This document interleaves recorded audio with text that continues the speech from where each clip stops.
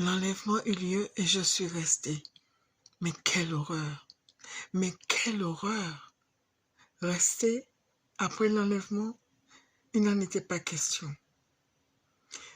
Je me trouvais sur une route dans une de ces banlieues parisiennes, d'après le paysage.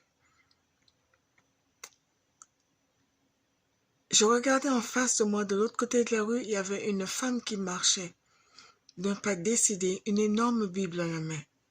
Plus je regardais cette femme, et plus je reconnais mon propre image. Je me voyais en train de marcher, et je me posais la question de savoir où est-ce que j'allais. En guise de réponse, je me retrouvais dans un autre pays, dans mon village, dans ma maison familiale. J'avais été rendre visite à plusieurs frères et sœurs et je leur avais donné l'adresse de l'endroit où il fallait aller. Il fallait se rendre à un endroit pour être sûr de faire partie de l'embarquement, puisqu'il y avait un appareil qui venait d'en haut. Une soucoupe volante ou quelque chose de ce genre, mais un appareil inhabituel, je peux dire. À l'endroit où l'appareil s'était posé, il y avait un mur, bien sûr, comme un mur qui cachait ce qui se passait de l'autre côté. Il y avait une forte lumière, mais une lumière blanche, de blanc éclatant, presque bleu. On avait l'impression qu'il s'agissait de loin, qu'il s'agissait d'un match. Le match, vous savez, quand il y a ces grands matchs de football, le stade est éclairé, on voit la lumière de l'autre côté du mur, mais seulement la lumière était beaucoup plus éclatante. J'allais donc à la maison familiale chercher ma mère parce qu'il fallait que tous les membres de ma famille soient enlevés, que tous les membres de ma famille embarquent pour l'enlèvement. Lorsque j'ai vu ma mère sortir de la maison tenant 2 jeunes enfants dans chacun de ses bras, j'étais satisfaite parce que tout le monde avait pris le chemin de cet appareil. Tout le monde m'avait écouté et s'était rendu à l'endroit où était posé cet appareil qui attendait les personnes qui devaient être enlevées. Je jetai un dernier coup d'œil dans la maison pour être sûr que pas un seul membre de la famille n'était resté derrière. Et lorsque j'ai vu que la maison était vide, j'étais satisfaite. Je me suis dit, à ce moment-là, je peux les suivre. Alors, je leur ai emboîté le pas. Et ils sont arrivés avant moi, bien sûr, sur le lieu où se trouvait cet appareil. Et lorsque c'était mon tour de m'approcher de l'endroit où l'appareil s'était posé, il n'y avait plus rien. L'appareil était déjà parti, l'enlèvement avait déjà eu lieu, et moi je suis restée. Je regardais encore autour de moi et je voyais que le paysage avait repris son aspect normal.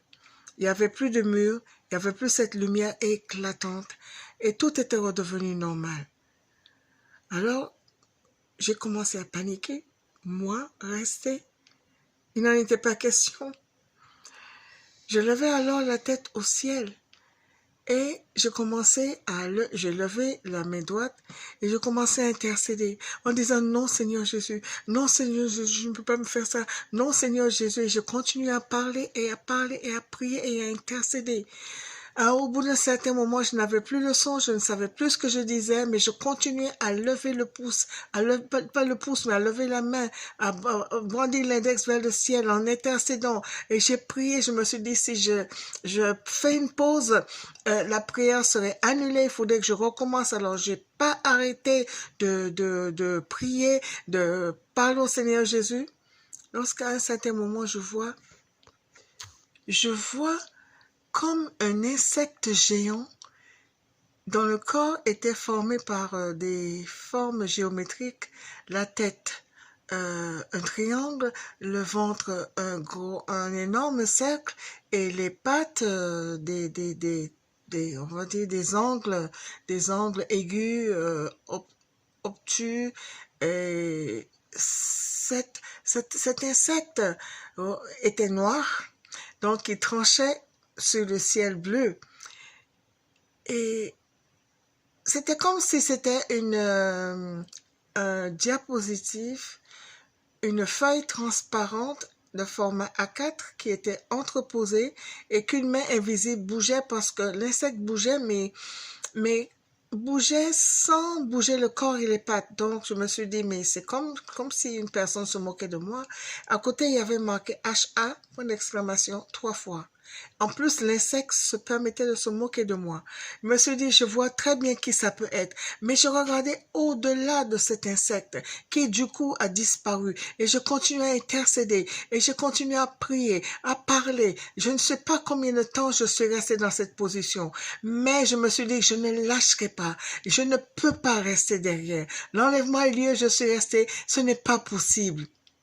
Lorsqu'à un certain moment, je ne sais plus combien de temps je suis restée, peut-être des heures sans doute, je ne saurais le dire. Je vois descendre un être céleste, un être venu de là-haut qui était assez proche de moi, qui descendait, mais sans bruit, comme mais une plume légère. Et cette tête ne s'est pas posée sur le sol, mais tenait à la main une énorme enveloppe kaki. Et je détachais donc mes yeux de cette être qui était certainement un ange. Je n'ai pas vu d'elle, mais qui était certainement un ange. Je détachais mes yeux de cette tête pour regarder l'enveloppe. Et l'enveloppe, à la place du timbre, il y avait marqué 100% barré. En dessous, 75% barré. En dessous de 75%, 50%. Et ces 50%, je voyais comme une balance en bas, comme à la place de l'adresse, une balance où il y avait marqué 50% de choses bien et 50% de choses mal, du positif et du négatif, mais donc ça s'annulait. Et j'ai compris aussitôt. C'est comme si l'explication était projetée en moi en une seconde. Et l'explication que j'ai eue, c'était j'ai tellement intercédé, j'ai tellement prié Dieu qu'il y a eu une réunion du conseil d'administration de Dieu à mon sujet. Et ils se sont dit, elle est restée, mais on va étudier son cas pour voir si ce qu'il y a comme bonté en elle, comme chose agréable à Dieu. 100%, il n'y en avait pas 100% barré. Est-ce s'il y avait 75% de choses bonnes en elle, elle pourrait monter. Il n'y avait pas 75% barré. S'il y avait 50% de choses bonnes en elle, elle allait monter. Mais il y avait 50% de choses bonnes et 50% de choses désagréables à Dieu. Donc, ça s'annulait. Je ne pouvais pas monter, mais j'avais une chance de me racheter en passant par des épreuves.